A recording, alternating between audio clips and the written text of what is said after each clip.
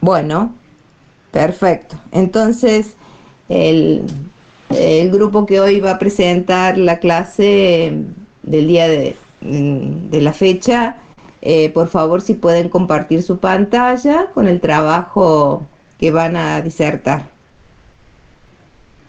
Sí, profe, justo somos nosotros los que estamos por grabar la clase también, así que Ah, bueno, perfecto. no hay ningún problema. Entonces, lo hagamos Ahí, así. ahí comparto yo y ya mi compañero graba.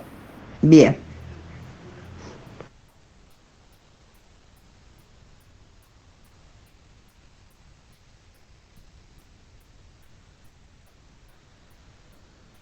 Ahí me pueden decir, chicos, si se ve, si pueden ver el power y eso. Sí se ve. Perfecto. Ya arrancamos, profe, entonces. Bueno, los escuchamos.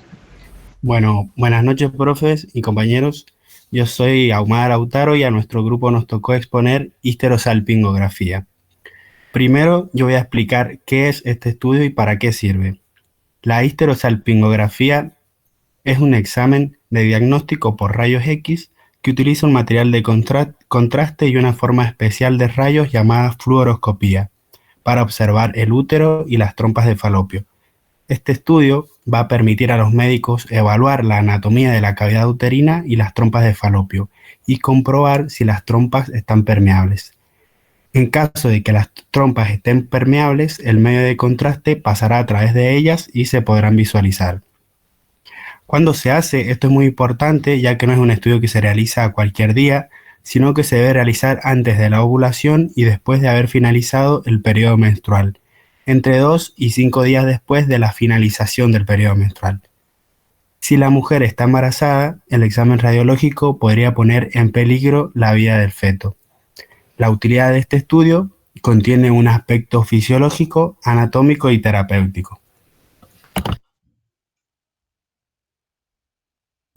Buenas noches, profe. Soy Quinteros Bayón Selena y a mí me toca la parte de anatomía. El aparato reproductor femenino está formado por los siguientes órganos. Los ovarios son dos glándulas ubicadas a ambos lados del útero, producen óvulos y hormonas femeninas.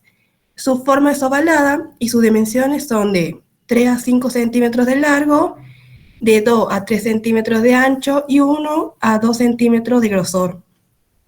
Las trompas de falopio conectan los ovarios con el útero, permiten el paso del óvulo hacia el útero. Su forma es triangular y sus dimensiones son de 10 a 12 centímetros de longitud y de 0,5 a 1,5 centímetros de diámetro. El útero es un órgano muscular que alberga al feto durante el embarazo. Su forma es triangular y sus dimensiones son de 7 a 8 centímetros de longitud, de 4 a 5 centímetros de ancho y de 1 a 2 centímetros de grosor. El cérvix es la parte inferior del útero, es decir, el cuello que se abre hacia la vagina. Sus dimensiones son 2,5 a 3,3 centímetros de longitud y su diámetro es de 2,5 a 3,5 centímetros. La vagina es el canal que conecta el útero con el exterior del cuerpo. Permite el parto y las relaciones sexuales. Sus dimensiones son de 7 a 10 centímetros de longitud y su diámetro es de 2,5 a 3,5 centímetros. La vulva es la parte externa del aparato reproductor femenino. Incluye los labios mayores y menores, el clítoris y la abertura vaginal. Contiene los labios mayores que miden de 7 a 10 centímetros de largo y 2 a 3 centímetros de ancho. Los labios menores miden de 3 a 5 centímetros de longitud y 2 a 3 centímetros de ancho. Y el clítoris mide de 1 a 2 centímetros de largo por 0,5 centímetros de ancho. Buenas noches, profe. Mi nombre es Ludmila Araya. A continuación, para entender un poco este estudio, voy a explicar el proceso reproductivo femenino, que es el siguiente. Los ovarios liberan un óvulo cada mes. Este, a su vez, viaja por la trompa de falopio hacia el útero. Si el óvulo es fertilizado por un espermatozoide, se implanta en el útero y es ahí cuando comienza el embarazo. Si este óvulo no es fertilizado, se descarta, produciendo la menstruación y dando comienzo a un nuevo ciclo. A mí me tocó hablar de las indicaciones. En primer lugar, tenemos la esterilidad primaria o secundaria. La primaria se refiere a las parejas que no pueden tener familia luego de intentarlo varias veces sin usar métodos anticonceptivos. La secundaria son aquellas que tuvieron un hijo, pero después se les dificulta poder tener un segundo. Tenemos que tener en cuenta y saber que esterilidad es cuando no se produce la fecundación y infertilidad es cuando no hay implantación o se producen abortos espontáneos. Debido a estas indicaciones, sigue la segunda, debido a estas condiciones, sigue la segunda indicación, que es la inseminación artificial. Normalmente está indicada cuando existe la dificultad de llegar los espermatozoides al útero de forma natural. Entonces, esta consiste en poner espermatozoides directamente en el útero mientras la mujer está ovulando. Y por último, hablamos de obstrucción de trompas, cuando una o ambas trompas se encuentran obstruidas y los espermatozoides no pueden llegar al óvulo para la fecundación o un óvulo fecundado no puede moverse al útero para ser implantado.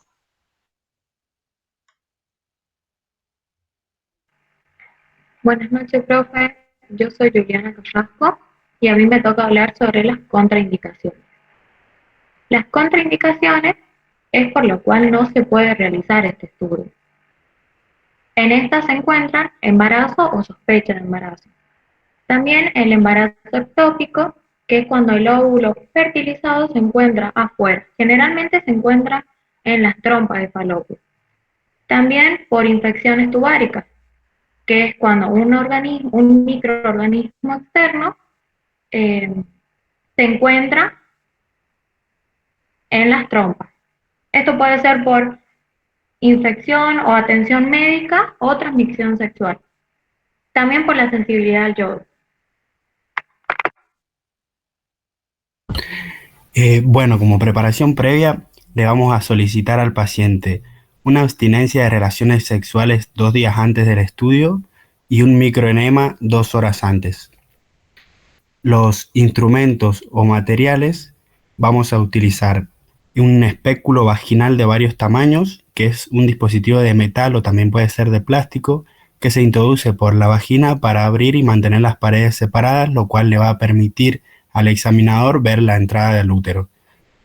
También vamos a utilizar solución antiséptica que va a eliminar microorganismos de la zona, silocaína jalea, gasas, apósitos, pinza de POSI, que es una pinza larga que permite llegar fácilmente al cuello uterino, cánula de Rubinstein, histerómetro flexible, que es un instrumento graduado en centímetros utilizado para medir la cavidad uterina, y por último una jeringa de 20 centímetros cúbicos. El medio de contraste utilizado para este examen radiológico debe ser un medio de contraste yodado hidrosoluble, como por ejemplo el Densopax HSG de 20 mililitros.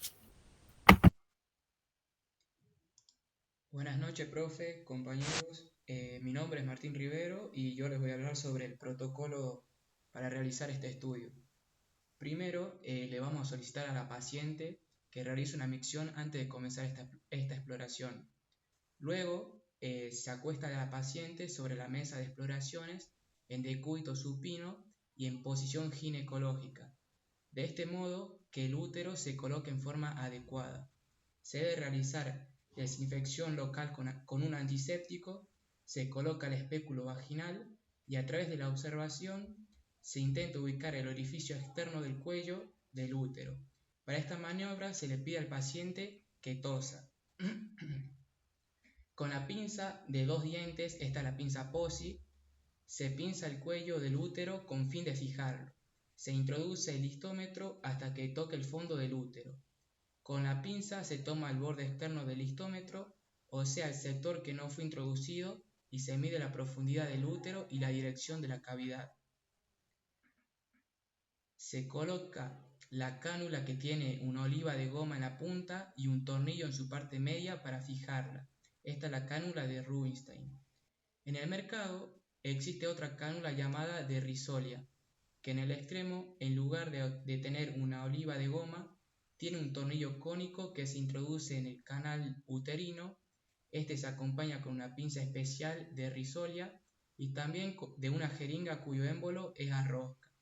Cuando se inyecta el medio de contraste, se debe hacer con un control fluoroscópico, ya que esta sustancia puede pasar a la circulación sanguínea y producir embolia. Bien chicos, buenas tardes compañeros, mi nombre es Lautaro y bueno, voy a continuar con el protocolo como venía hablando mi compañero. Bien, y soy el que está presentando. Lo que tenemos que tener cuidado es en no inundar los fondos de sacos vaginales. ¿Por qué? Porque estos fondos de sacos vaginales están hacia posterior del útero y por lo tanto si lo inundamos causaríamos una superposición de medio de contraste, tanto el medio de contraste como está dentro de la cavidad uterina como el está afuera. Bien, estos sacos también se los conoce como sacos de Douglas en anatomía. Bueno, y a la hora del medio de contraste, con la cantidad, lo que tenemos que tener en cuenta es que no todos los úteros son iguales. Tenemos úteros que son pequeños, que el medio de contraste va a variar y se va a utilizar de 2 a 3 centímetros, también hasta 10, pero también tenemos úteros más grandes. ¿Y por qué? Nos preguntamos por qué se da esto que tenemos úteros más grandes. Por ejemplo, como habló mi compañera cuando habló de útero, el útero muchas veces contiene al feto, ¿bien? Entonces las paredes o la región muscular del útero se distiende. Hay veces que vuelve a su posición y otras veces que no. Por eso, dice acá, por ejemplo, úteros grandes o los miomatosos, que ya vamos a explicar a continuación porque esta es una patología. ¿Bien? Bien, seguido de esto, lo que vamos a hacer es que la técnica se va a llevar a cabo en un control radioscópico.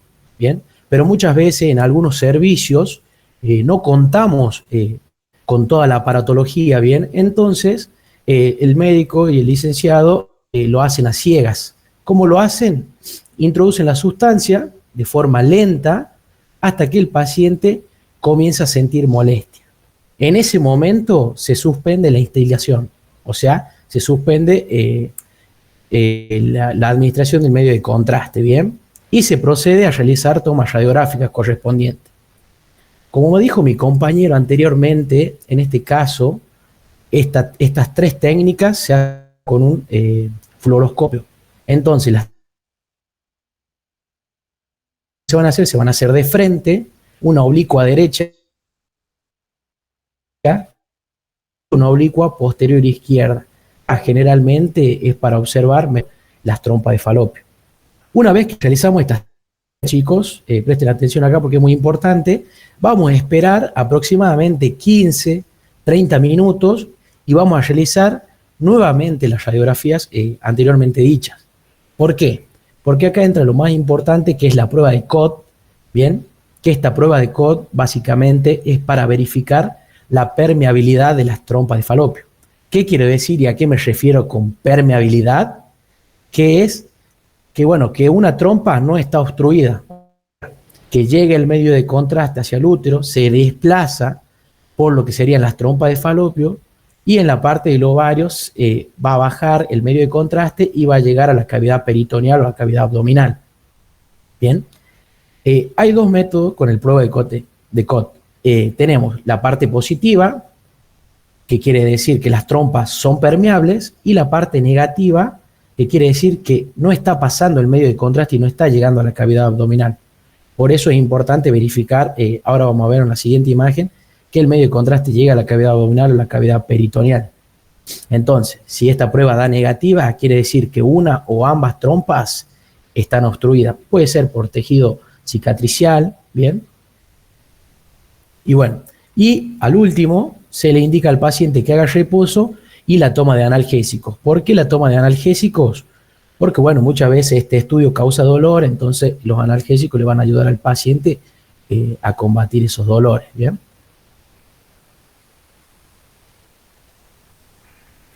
Bueno, a mí me toca hablar un poquito más de las patologías. Las patologías en este estudio se utilizan para diagnosticar diferentes patologías en el útero como en las trompas. Algunas son las malformaciones. Las malformaciones congénitas pueden ser del útero septado, que es un tabique que divide parcial o totalmente al útero, el útero bicorne, que es el útero que presenta dos cavidades en lugar de una, el útero unicorne, que solo existe una mitad del útero, y el útero difelfio, que son dos úteros separados y tienen cada uno su propio cuello. También están los miomas, que son tumores benignos. Estos están en la submucosa, que se originan en el miometrio, debajo del endometrio, los intramurales, que se encuentran en la pared del útero. Estos son los más frecuentes. También los subserosos, que se originan en la superficie serosa del útero, y los cervicales, que se localizan en el cuello uterino. Otras patologías puede ser el síndrome de Asherman, que es una condición médica, y la obstrucción tubárica, que se da por infecciones, y esta es la que causa infertilidad.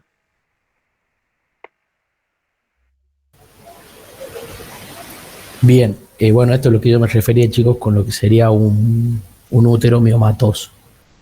Bien, luego de esto, bueno, acá tenemos algunas imágenes. Bien, en este caso el paciente, bueno, sabemos que está en decúbito supino, y en este caso es una oblicua anterior derecha, que es para observar la trompa de falopio derecha. ¿Bien? Por eso yo le decía que presten atención cuando hacíamos una oblicua anterior derecha, una oblicua anterior izquierda o posteriores. Bueno, esta sería la prueba de Cot. Bien, que ves acá ya se observa el líquido, bien, el medio de contraste en este caso, fuera de lo que serían las trompas.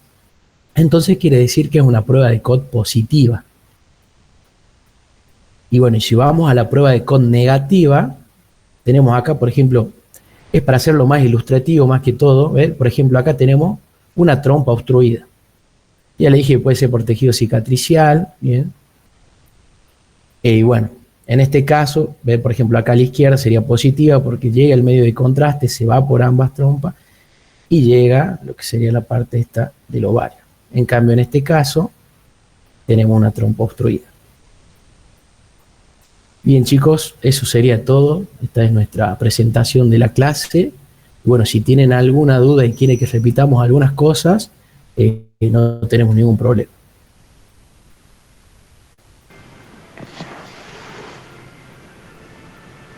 Bueno, muchas gracias. La verdad que ha sido muy claro la exposición. No sé si tienen dudas, las podemos ahora plantear para que las aclaremos.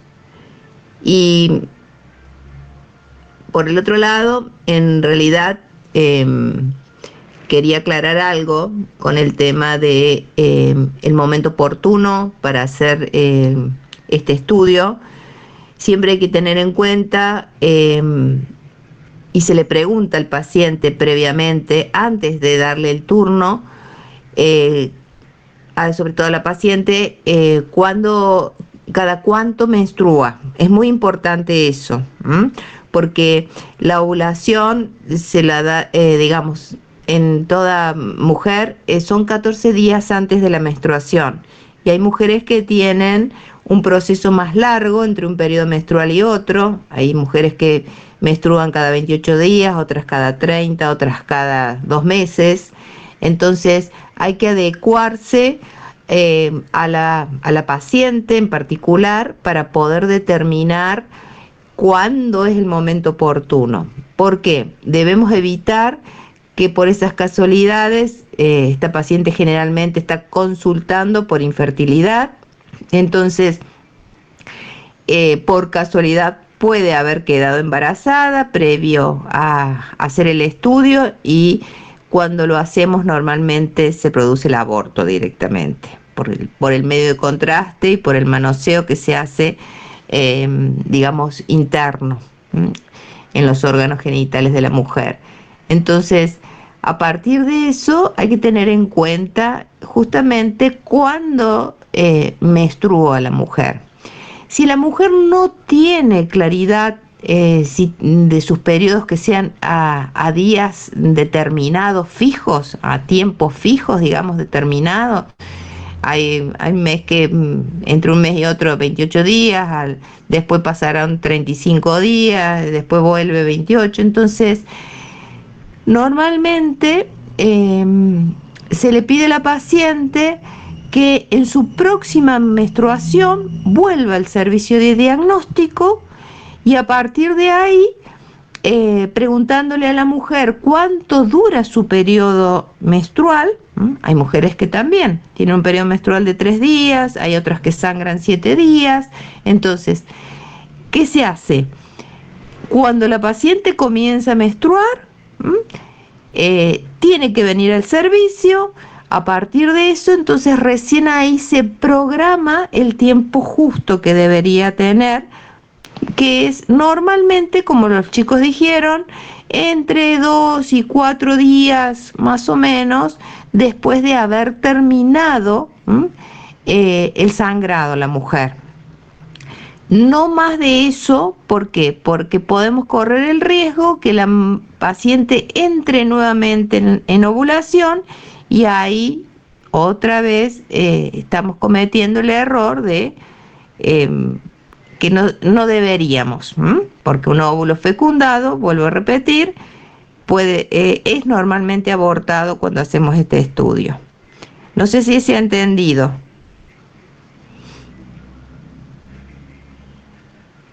Sí, profe. Sí, entiendo. Bien. En la actualidad, este estudio se usa más que nada por el tema de la infertilidad a partir del pensamiento de que hay una obstrucción tubárica, o sea, las trompas de falopio.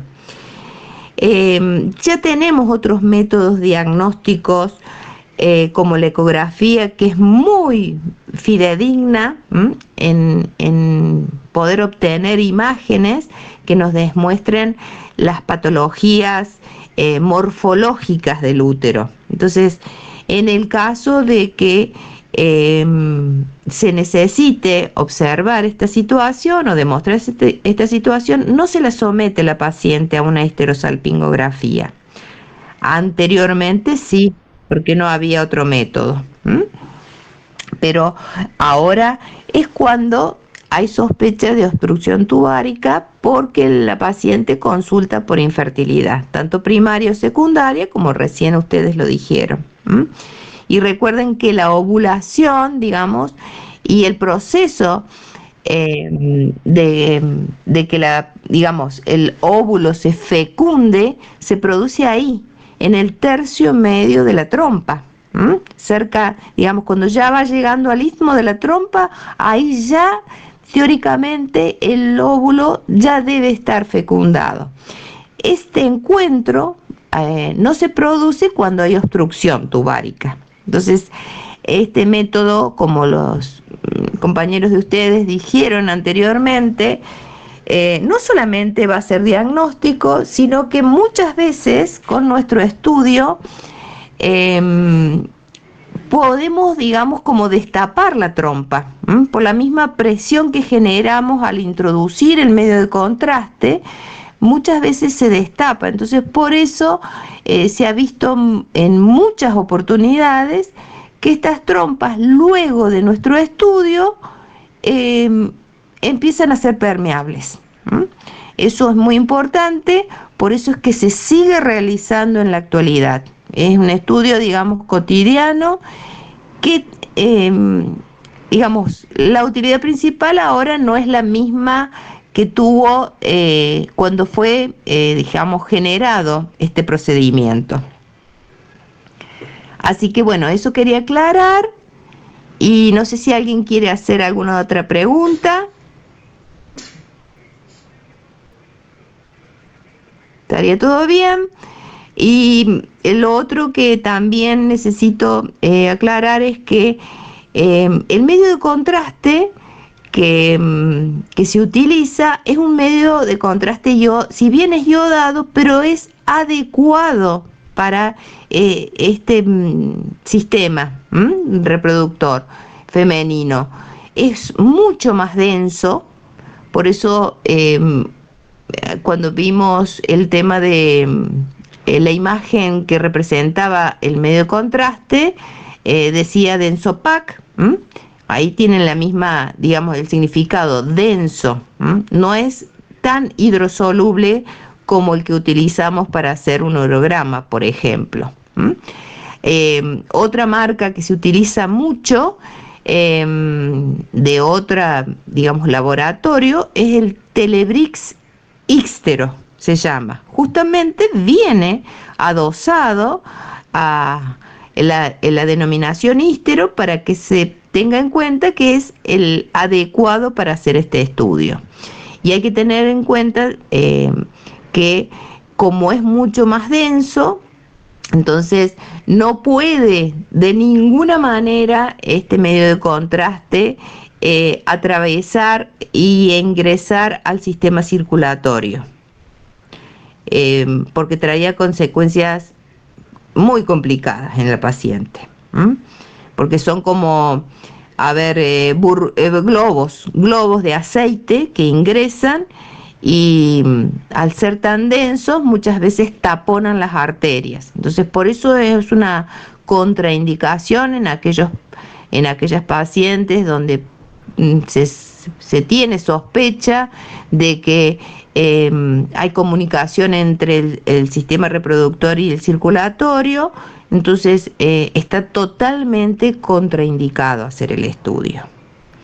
Y normalmente, ¿por qué se le da analgesia una vez que se ha terminado de hacer el estudio? Bueno, porque más allá del manoseo interno que hacemos, es un estudio bastante doloroso y molesto para la mujer, No es tan sencillo. No sé si alguno de ustedes se lo hicieron, a mí sí me lo hicieron cuando era muy joven y lo sentí personalmente.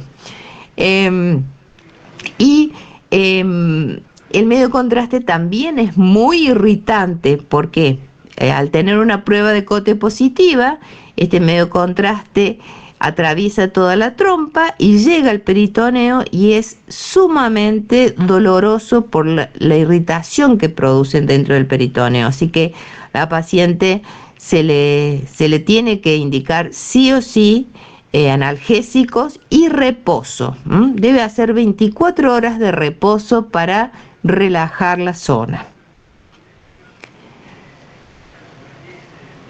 ¿Se me escucha? Sí, profe, sí se le escucha. Bueno, perfecto. Y lo último que quiero aclarar es que para poder nosotros llegar al útero, como ustedes dijeron, se debe pinzar el cuello del útero y muchas veces no solamente se pinza, sino que se tracciona. ¿Para qué? Porque hay muchos úteros que están en una posición que se denomina en retroversoflexión, o sea, están incurvados en una posición no original. Entonces, lo que normalmente se hace una vez que se ha pinzado el cuello del útero, se tracciona como para, de alguna manera, movilizarlo y volverlo a su posición normal.